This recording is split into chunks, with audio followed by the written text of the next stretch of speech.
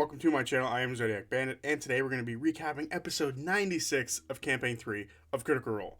This was a fun one, so let's get into it. We start in Zadash. The party are split after a disagreement over Odahan's sword. Laudna and Imogen are on the roof, and the rest of the party are in the room that Essek bought them. On the roof with Laudna and Imogen, they are currently holding each other. Imogen asks what she's going to do about Orym. Laudna isn't quite sure. Imogen asks if it was Laudna or her, meaning Delilah. Laudna doesn't seem to know how to distinguish between the two of them anymore. Laudna says that she knew what she was doing. Imogen asks what she wanted to do with it, take it from him because it was bad, or try to absorb it. Laudna says Delilah said that it was bad and she was trying to protect Orym. Imogen says that Delilah lies, and we know this. She's out for her best interest, not Laudna's. Laudna asks how she's supposed to ignore her. She's in her head. Imogen says that they thought she was gone, but she seems to be much stronger now. If she wants to get rid of her, she has to stop feeding her, but that's up to Laudna. Laudna says that she thought they needed to do whatever it would take to defeat lewdness. Imogen says yes, that's what they agreed to. Laudna says that she's a dead end. The goal is to stop lewdness anyway. She feels she has to throw her all into this, and maybe that will mean the end of her. Maybe it should be the end of her. She's trying to use Delilah as a tool, and then once she's done using it, she'll get rid of it. Imogen says that that's how Delilah actually views Laudna, and Laudna thinks that means that they are aligned. Laudna says that she didn't mean to hurt Orym. She's not lying about what she was doing. She's speaking her truth. Imogen says that Delilah is lying, and Laudna can't tell, but they need to work together. Laudna says again, she's not lying. Imogen believes her and asks if she wants to go back to the others. They need to make peace. Laudna says no, she doesn't like people being mad at her, especially Imogen, and she's terrified that it'll keep happening. Imogen isn't sure where this is all going, but she doesn't believe that Laudna is a dead end, but that is ultimately up to her. Imogen thinks that Laudna is strong without Delilah, maybe even more powerful, but Delilah doesn't want her to believe that. There's a reason that she was chosen for her vessel after all. Laudna doesn't agree. Imogen says that she is special, just like how she says that everyone else is special, and is so much more than just Delilah. Laudna can't make any promises. She said that she made one to not be affected by Delilah once, and that's why it seems like she's lying now. She says if Orym wishes to use the sword, then she wishes to use Delilah. Imogen understands. Laudna asks if Imogen is still bothered by the fact that Delilah watches them. Imogen says yes, she doesn't like it at all, and she will miss their little cottage. This greatly upsets Laudna. Imogen asks if she wants to go back down now. Laudna says that she'll go back down in a minute. Meanwhile, down below with everyone else, Fern asks if Orym is alright. He says he is. He's not very hurt. He actually thinks that he hurt her more than she hurt him. Ches says that this is the first time in a while where she's lost control like that. Orym says it's been hard for her since Isilra. Dorian asks what they mean by her losing control, and Ashton explains that there is a person inside her head that speaks to her, like a bad conscience. This concerns him even more and asks if they should be worried about Imogen, and Chetney says that Laudna would never hurt Imogen, and vice versa. Dorian asks why, and Chetney says that they are together, and the party then explains the sexual relationships among the group that have happened so far. The party then tell Dorian why Isilra was so hard, with her having to take Bodor's life. Fern thinks Laudna doesn't understand how powerful she is without Delilah, and that she doesn't need her. Chetney doesn't think that she has much of a choice. Ashton says that he thinks it's about understanding when you're the villain.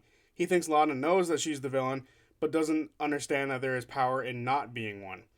And the party have to help her see that. Dorian locks eyes with Orym and asks if Laudna can be trusted. Orym says nothing, but Fern says of course she can be. At this moment, they see that Imogen has been in the window for a minute. They ask if the two of them are okay, and Imogen says no. Imogen says that she saw Delilah come out of Laudna, like she wasn't even looking at Laudna. Orym asks what she means by that, and Imogen explains Laudna absorbing the dagger and the shadow of Delilah emerging around her. She thinks that she's making Delilah more powerful to help them out, but she doesn't think that she has the best intentions for Laudna. Imogen blames herself. They agree to embrace the power that is within them to make all of this happen, but she didn't actually do that. She didn't embrace Predathos, whereas Laudna did embrace Delilah. Maybe she wouldn't be alone, and maybe Imogen wouldn't be so judgy if she had. Chetney says that they all have their own demons to fight. She can't blame herself here. Imogen says that she just wants Laudna to want to fight. Fern peeks her head out the window and yells for Laudna. Meanwhile, up top, Laudna is thinking to herself about what to say to the others. Delilah says that no one can understand what the two of them have been through. That's when Laudna hears Fern yell for her. Laudna then climbs back down towards the window. Fern extends her hand and helps her back into the room. Orm asks if he didn't hurt her too bad. She says no and shows off the injuries that he gave her, which would be grotesque on most people, but for her, it's pretty normal. Fern thinks they need to talk. Laudna says that she didn't mean it. Orm walks up to her and says he's more awake now and he's been thinking. He says Dorian is right, it's just a thing. When he looks at the sword, it kills him inside, but when they fight lewdness, it'll be useful. Orm says more important than the sword being by his side is her being by him. She asks if that's really what he wants. He thought she'd understand as she's been in darkness for so long, but it doesn't matter. What he thought, it's what he actually believes. They've doubted themselves, they doubted each other, and they doubt the gods. But he believes in her now. And what just happened brought him back to himself. He doesn't want there to be any distrust between them. He won't be taking the sword. He then places the sword on the table. He says he's betting on her and not Briarwood. She says that they have to understand that Delilah is along for the ride like she has been for the last 30 plus years.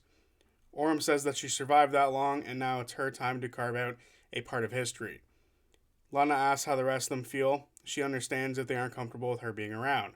She doesn't want to be seen as a liar, and the only way that she knows how to not be one is to tell them that sometimes she doesn't know what's real or not. Her intentions are pure, but even the purest of intentions are misguided by those who wish ill will. Chetney says he's not going to be a hypocrite. He turns into a werewolf, for God's sake. Ashton says when he tried to absorb something without talking to the party first, he was given a bunch of shit, but she forgave him. She's not the first person in his life to have problems, but the doll made him feel like she is a sister of his, and he will always step in front of her in danger just to protect her. Orm says the party is real. Chetney has one more concern, and it's Dorian. He hopes he can trust like the others can. Dorian says he can. He used to think that there was good and evil, but he sees that he's not necessarily sure about that anymore. You have to do the best with what you've got, and this is the best that he's got. He then heals Laudna with cure wounds. Chetney says there's one rule, and it's the same rule for him. It's when he goes off the rails, they are allowed to slap him back to himself, and it's not going to be used on her as well. Ashton says that he's excited to eventually hit Chetney back to himself. Laudna says that Orm gave her the nod to kill Bordor back then. She says she never should have used her tools on her friends. Orm says that she has power without Delilah. Imogen agrees. Chetney tells Laudna to close her eyes and to hold out her hands. She does so, and Chetney runs over to the table and grabs a sword and puts it in the bag of holding, and then runs back and high-fives Laudna while her eyes are closed. Ashton then pulls out a pipe and explains how it works. It's his magical heroic moment pipe. Ashton offers it to Laudna to see her in a good light with no real judgment. He says that he finds comfort in it. Laudna is afraid of what she might see, and Ashton says that he felt the same once. He lets her keep it for now, for whenever she needs it. Dorian says that when he was younger, he and his brother used to beat the shit out of each other all the time, and afterwards they would play harder and have the best adventures together. He feels this is the same way, and is happy to be a part of this moment. Fern asks what Laudna wants to do, and Laudna says they've already done so much for her already, like bringing her back. Ashton says she would have done the same for them. Fern asks what she wants to do about Delilah. If they have to, they'll kill her 1,000 times over. Laudna asks if they knew Delilah was in the Cerberus assembly. She seems to have a debt to pay. Imogen asks if she was anti-lewdness, and Laudna says that it seems that everyone in the assembly seemed to hate each other in one way or another. Orm got that vibe off of Astrid. Imogen asks how they're going to sleep tonight, and Laudna says that she'll bring Delilah into the fight. She owes her her life after all. Ashton says to just tell them the truth when something is wrong. They need to know. They won't turn on her. They will just help her out. Imogen tells her to remember the party isn't lying to her and to trust them over Delilah. Laudna says that she'll get info out of Delilah. It's up to the party if they want to use it or not. The party then go to bed with the exception of Orem. He stays up all night. He eventually runs his new armor over to the clothing store that they went to before and asks them to dye it up a little bit. Everyone else gets a full rest.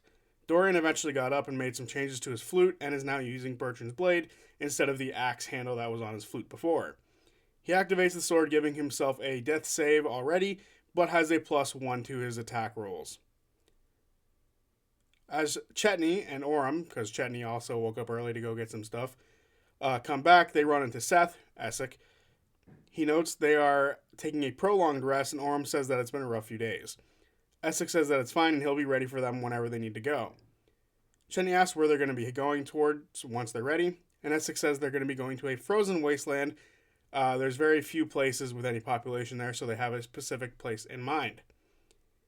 He intends to take them to an abandoned dynasty outpost. He also tells them that magic is very wonky in Aor, and Chetney says that he'll get the rest of the party ready. The party gather their stuff, their new clothing. The clothing shop employees work through the night to make sure that their order was done, and they all have new clothing. The party is now ready to go with Essek. The party do describe their new look, and I could describe the new look, or I could just show you as there is new art for it, so that is going to be on your screen for the next couple of minutes. I'll talk about my opinion on the new art design at the end of the video. So anyway, moving on. Imogen wonders if they should use the harness to absorb any items right now. The party look over what they can use, as they no longer have any use for certain magic items.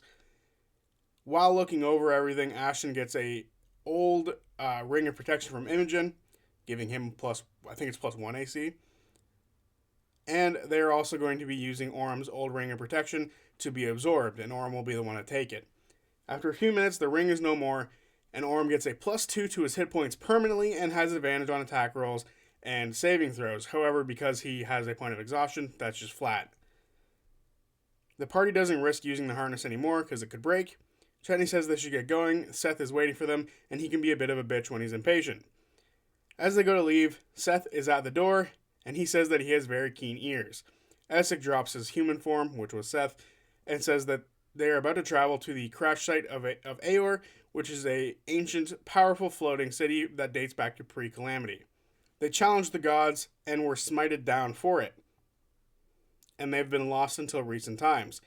He warns them that there is strange alterations to magic there and spellcraft, and transport there can be challenging. It may take them a few times to get to the ruins they're trying to land at. He says to not be surprised if something odd happens to the spellcasters when they cast their spells. And he warns them to move in shadow to avoid ancient beings below and to avoid the Vanguard. They must listen to him and they must trust him. They get close together and Essek tries to teleport them to Aor. They are then pulled into the center by the magic field, and Robbie rolls a D100 for Matt. He rolls a 14. They get pulled in and they see the core of the magic detonate. They are then pushed back into the room and take 11 damage each. Essek stands and says, like he said, it's going to be a challenge. Now to try again. Liam rolls a 45. They are pulled in and they land in a cold landscape with a heavy wind. There's snow falling and a mountain range near them. There seems to be an old encampment that seems to be abandoned. They look around and Essek says that they fucked up. He points to a pair of twin mountains, and on it is a city built into it. They are in Langor, I believe is what he said, which is in Teldore. And I couldn't find that on the Teldore map for some reason, but I might just be blind. And they try one more time, because he only has one more spell, he says. Ashton rolls, or Talzin rolls, a 61. They land in a different landscape with heavy snow. Around them is a much more dangerous looking mountain range, and not far off from them is a beautiful castle. It's very old and seems very aged. Essek says that they are at least in Iselcross, but they're not in the right location. He's never been here before. They can see things moving around within the castle, darkened figures walking through the snow. There's a bunch of them all over the place. They seem to be about 20 feet tall and look humanoid. It's definitely frost giants, but they have bones sticking out of them. There's two about 150 feet off that can see the party and start moving towards them. Essek says that they should hide. These undead these are undead frost giants, which is, something I think they've fought in every campaign, which is interesting. Laudna asks how far they are from the place that they were trying to land, and Essek says that he has no idea, he's never been here before. Imogen casts command on the closer of the two frost giants that are running towards them. She says halt, but it doesn't work because it's undead. It picks up a rock and throws it at Imogen. Orm bait and switches with her, but it has no effect. She is hit and takes 14 damage from it. More of the giants notice them at this point. As the party get ready to fight and hide, Essek uses a higher level spell, a slot, to cast Teleport one last time. Laura rolls the D100 and she rolls a 48. They are teleported to a new patch of snow. The party drops into the snow to hide instantly, and Essek looks around. He says they got away, but he has no idea where they are. Imogen says that she can teleport them, but Essek can't really show her where to go. Chetney sniffs around and Orm looks around. They see that they can feel that it's very cold and the air is thin here. They are on top of a mountain range, and they can't see the horizon from here. They don't see anything dangerous at the moment, however, but they are in a desolate mountain top. Essek tries to make a very small illusion, trying to show Imogen where he wants to go, but it's not enough. Imogen asks what if they have something from Aor. Chenny then takes the device that they stole from the Ruby Vanguard on Ruidus. Laudna asks if Imogen can look into the mind of Essek to get a better image. Essek allows this. As Imogen peeks through, she sees a bunch of curtains being put up to not be, shown anything she shouldn't see. Imogen eventually finds a valley with a tall tower breaking through sheets of ice, and she sees an entryway that goes into a ice shelf. She starts to go inside, but he says he must not show her in there, as it's not safe enough to travel inside the shelf. The shelf itself is the best option. She then touches the device and tries to teleport the party. Essek takes a look at the staff that she's using and prepares himself for the worst. Laura rolls a D100 again, and she rolls a 49. They are pulled once again into the middle of the spell, and they land in a frozen snowy glade near snow-covered tree pines. Orm looks for danger. He sees no creatures other than snow rabbits who run away from the party. Essek says that he has no clue where they are yet again, but they're going to call it a wash for now. He tells them to get close, and he casts Widowghast's Tiny Hut. I know that's not the actual spell, but that was the sort of running theme with Caleb, that he would name spells in Campaign 2 after himself, so fuck it, that's what I'm saying. Essek says he'll have to take a early nap. Good thing he woke up early this morning, and he apologizes for this not working. The party can leave the hut, however Essek can't, otherwise it'll drop. Ashton wants to look around, and he pokes his head outside. The forest is very dense where they are. Jenny asks if they need to message anybody, but the party isn't totally sure. Essek then goes off to bed. Fern tries to get a look at his feet while he's sleeping, but with a 9 stealth roll he notices. He sits up and asks if there is an issue.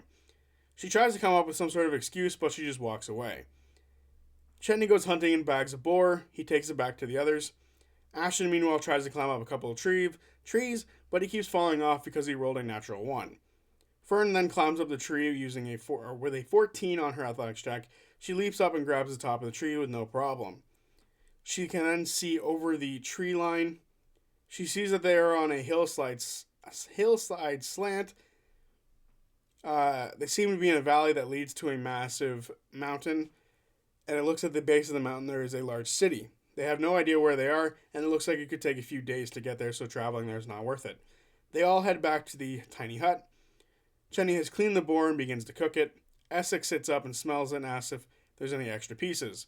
The party asks if he's ready to go, and he says yes, they can try again now. He is an elf, so he only has to rest for 4 hours.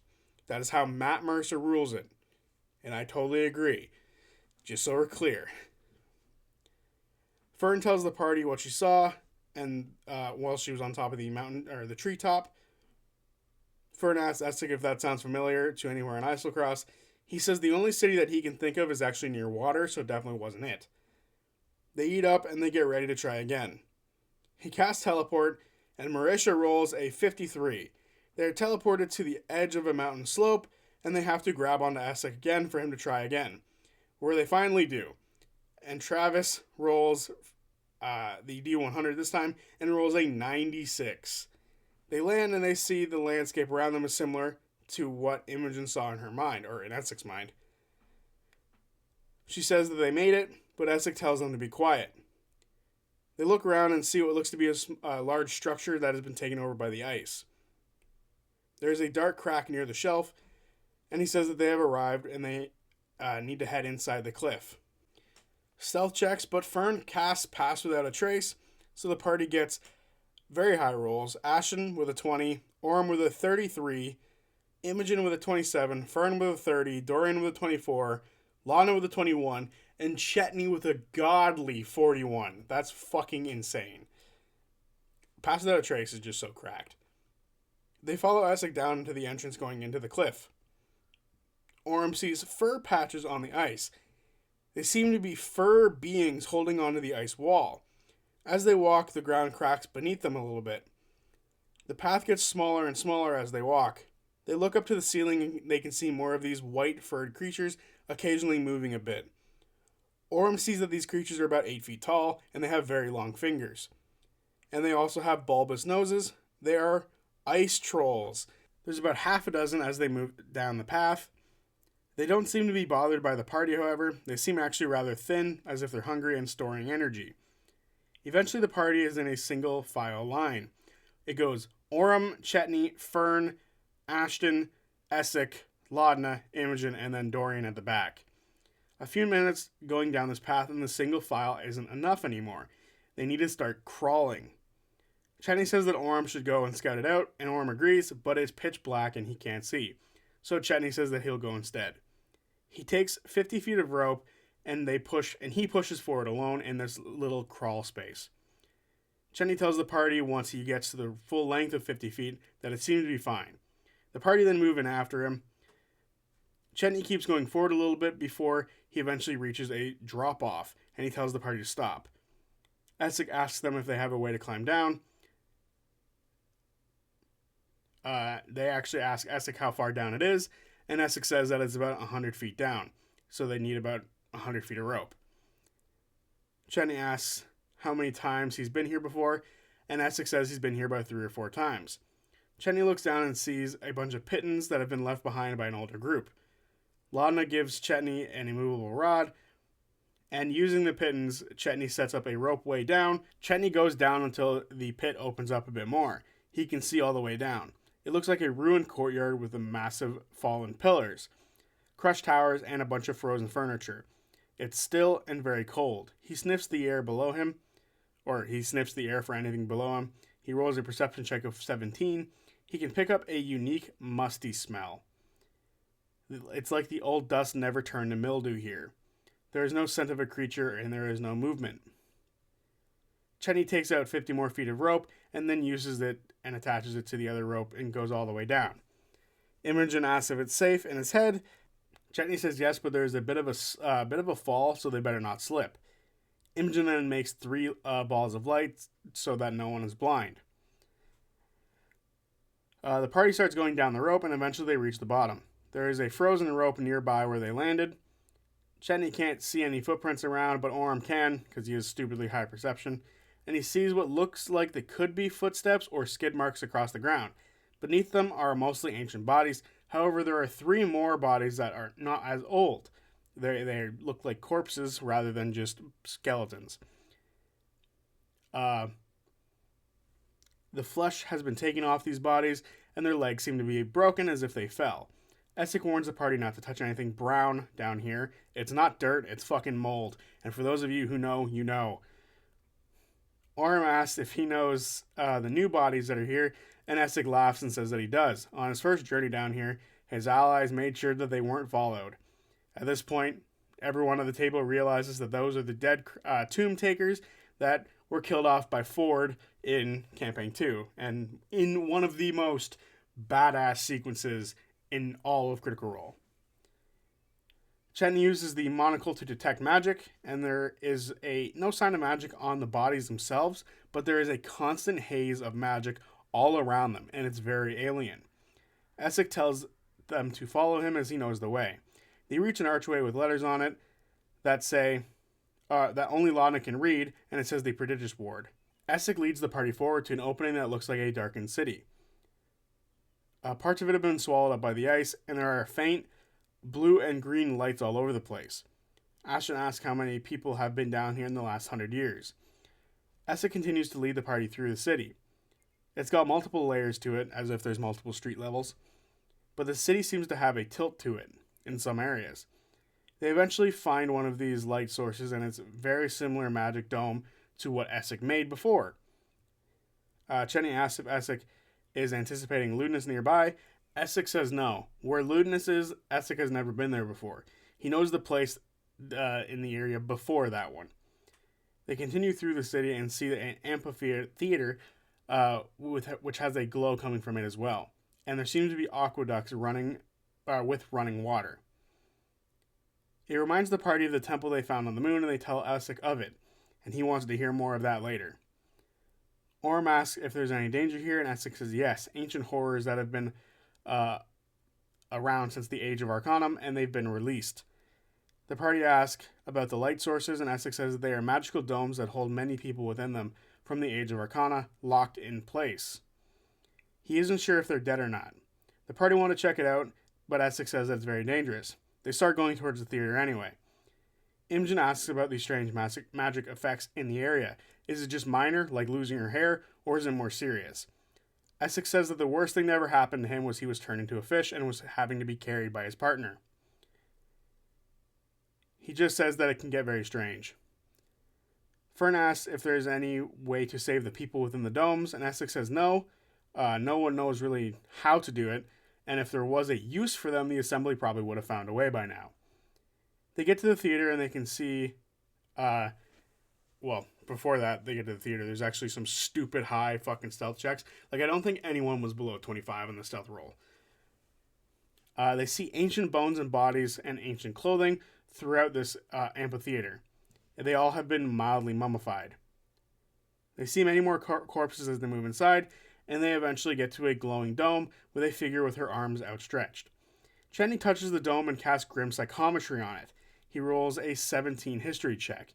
He closes his eyes and then he opens them again. He sees an open-air coliseum with hundreds of people arguing within. Other people rush in and guards block them.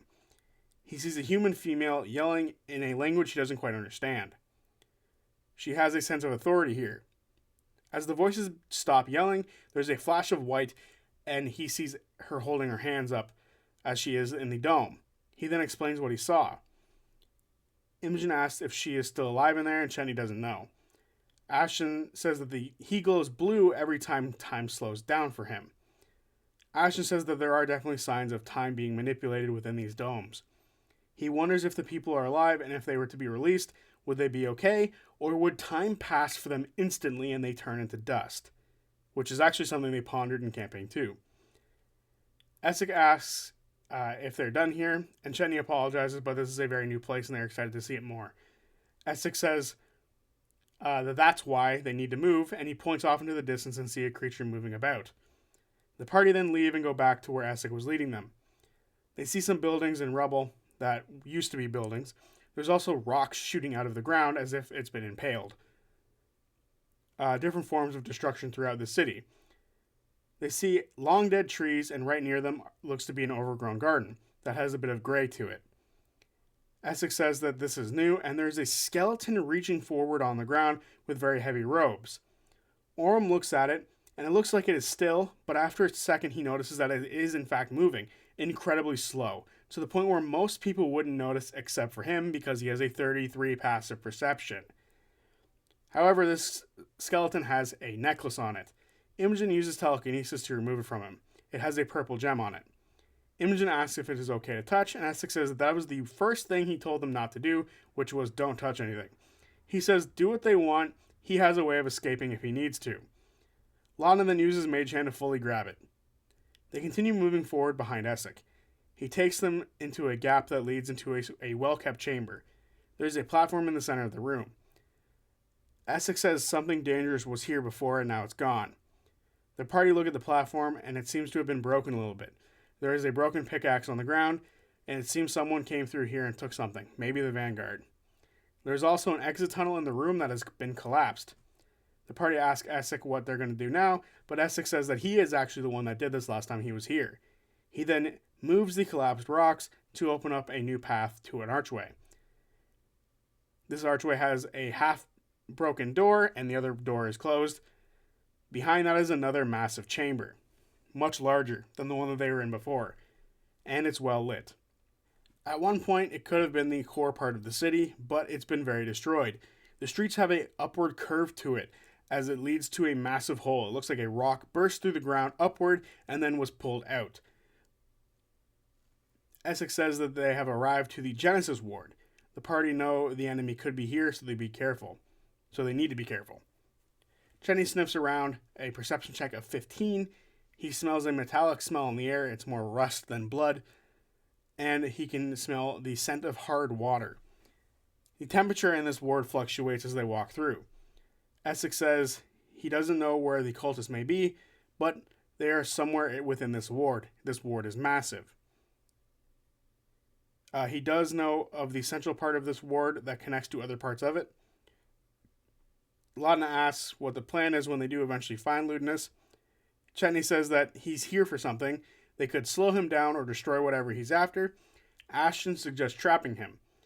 Chet asks if Essek can see if anyone is watching them. His eyes flash, and he says that there is no one watching them at the moment. He does also have a necklace to protect himself from that as well, which he shows the party. Essek asks if they know a way to detect him or any item that he's got. The party think about who he could be here with, but they aren't too sure. Mostly assembly members are likely to be the ones here. Ashton wonders if Ira got here, but the party doesn't think so. Essek says that Ludinus wasn't the only one leading the excavation, and it's probably some other different member of the Vanguard or the Assembly who's actually been leading it for the most part. They might be a good place to start looking for info. Imogen wonders if they can detect Ludinus' new harness, but they haven't seen it, and they also don't know if he actually has one, so they can't be sure. Fern wonders if she can scry on him, but the party knows that if it fails, it'll detect, or he can detect it. The party continue through the rubble of this ward. There are rocks floating in the air all over the place, and there are bodies strung about just like the other ward. As they move through the streets, they can see just pure disaster. As they walk about the city streets, they see the rich culture within the people locked in the domes. Rich, ancient culture that is now gone. Orem sees creatures moving about and he's able to warn the party, so they're able to avoid a conflict with them. They eventually reach the part of the street that begins to lift upward where this massive hole is. At the base of where the street is, there is actually a newer looking tent with a glow inside. Chenny takes out the monocle and casts Arcane Eye with it. He sends an invisible eye, like a drone, towards the tent. Chenny looks through this eye. It moves up towards the tent and he drifts inside. He sees a magical lantern within, and there are chairs leaning on a broken table, and there's a few cots. There's also fucking blood everywhere. And there's also 5 Vanguard bodies on the ground. This was recent enough to where the bodies have not decomposed. Chetney looks for any crates with assembly markings on them. There are crates, but no markings. He then pulls the eye back, and then goes back around to the party. He doesn't see anything when he looks back toward the party. He then chooses to fly up with the Arcane Eye 100 feet into the air, and then looks down.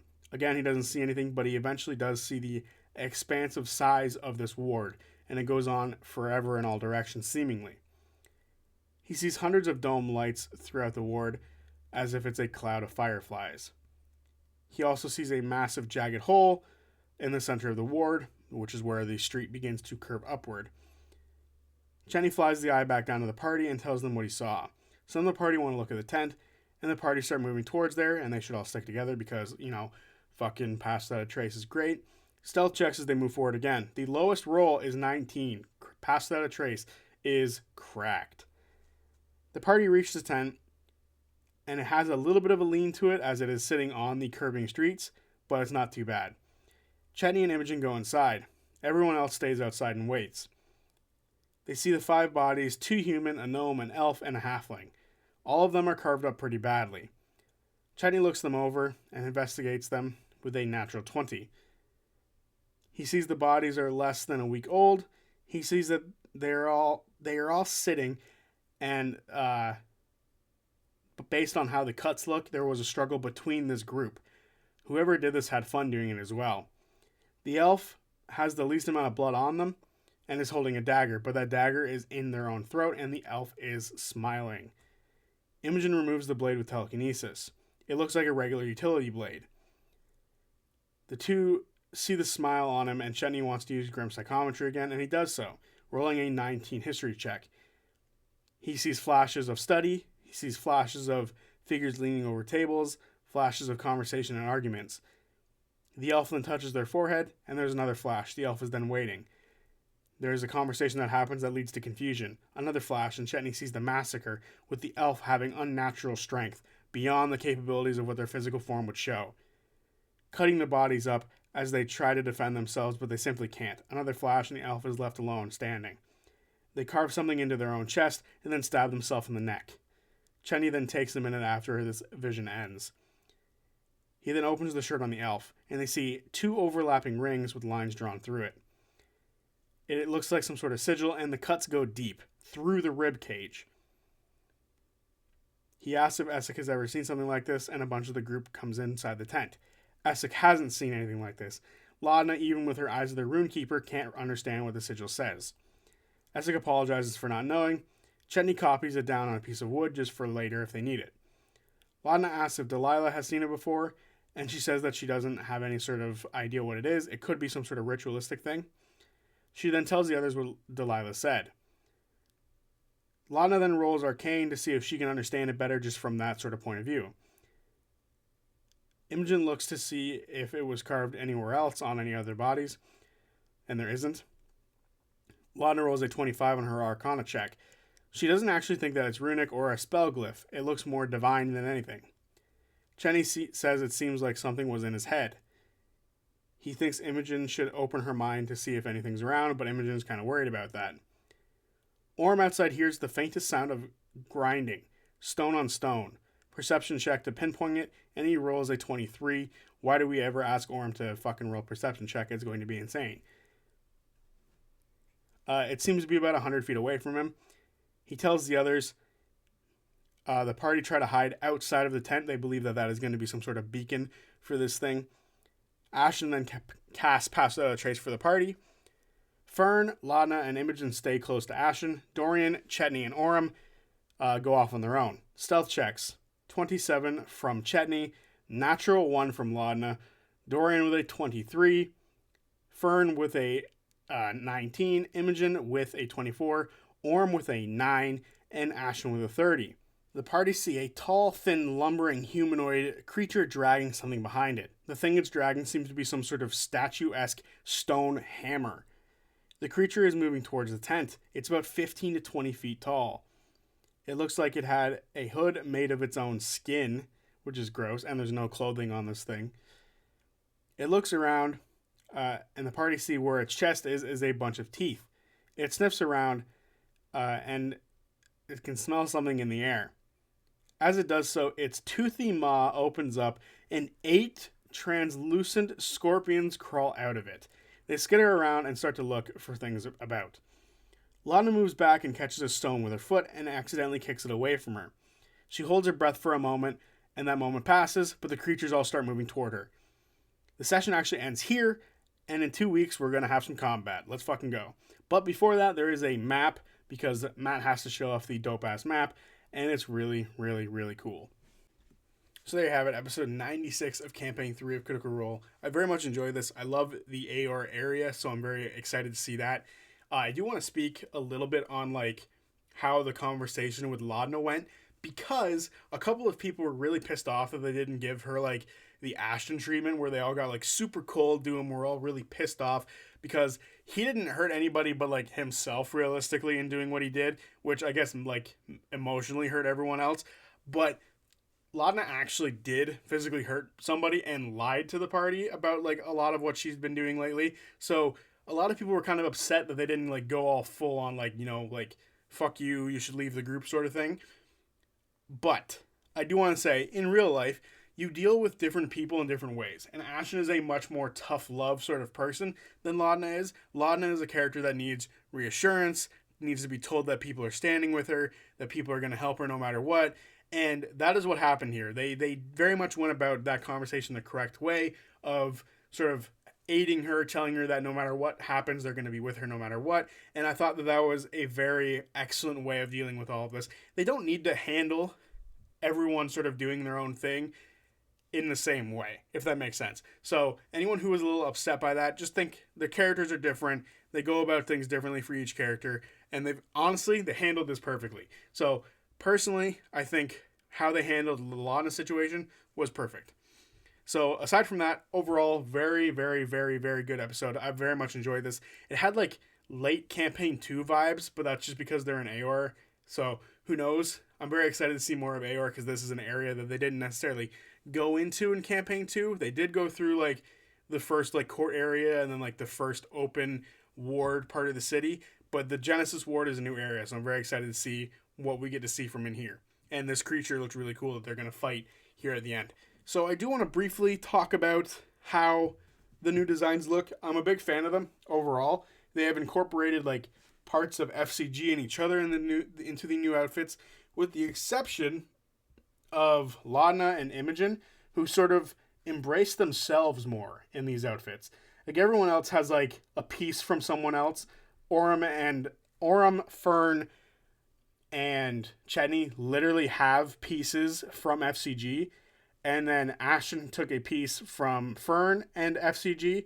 So like the 4 of them have all like taken parts from other people. Now, Fern claims that she took parts from Imogen and Laudna, but just looking at her outfit, I don't see where. Personally, I don't know. Someone else who's smarter than me can probably tell me exactly where like the Laudna and Imogen stuff is from. But as you can like look over Fern, you can see like the elements of Chetney, FCG, Ashton, and Orem. Orem's is a lot smaller. His is like at the bottom where it's on her foot. It's like the little like circle jade thing at the bottom there. And Ashton is obviously like the belt, and Chetney is the wolf sculpture or carving. And then obviously FCG's jacket is what Fern is wearing. So like a bunch of them have incorporated each other, but Imogen and Laudna have taken their own sort of approach to things, which is they've adopted like more of themselves, if that makes sense. Like Laudna is more showing like the skeleton, like that's what the golden skeleton rib cage is, and like the golden like skeleton skirt thing on the outside, which I think is really cool. And she's wearing like poofy clothing on the arms, but like tight clothing around like her body, which I think is really cool because like she isn't a very expressive person, but she's also like kind of enclosed to herself, which I think like this encapsulates really well. And then Imogen is her powers to me, like the electricity powers, the storm powers, it all flows with the wind, right? So her clothing are all like sort of stuff that can like be blown with the wind, in my opinion. And her hair is super long now, and it can be like, I just have an image of her like in the air with her clothing like billowing in the wind. So I think they've done a really good like job designing these characters. And then obviously you have Dorian, who has taken on new elements of his family, because he used to have silver accented on him with like all the metals, but now it's all gold because he is now the only son of his family. And the first son, which was Cyrus, used to wear gold, and the second son, which was Dorian, used to wear silver. But he's the only one remaining, so he is now wearing gold. So I very much like that aspect of these designs as well.